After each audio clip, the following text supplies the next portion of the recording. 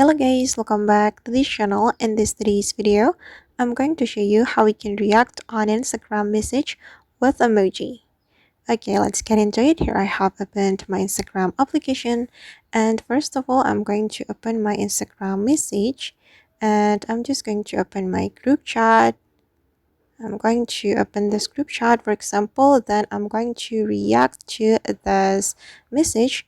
We just need to tap and hold on the message.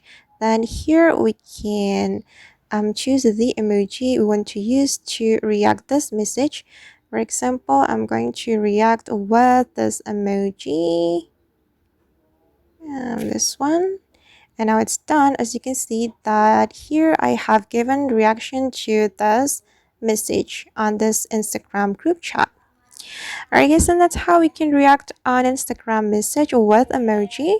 I hope this tutorial will be useful for you. Thank you so much for watching, and if you found this tutorial useful, don't forget to hit the like button, leave your comments, and also subscribe to this channel. See you in the next video.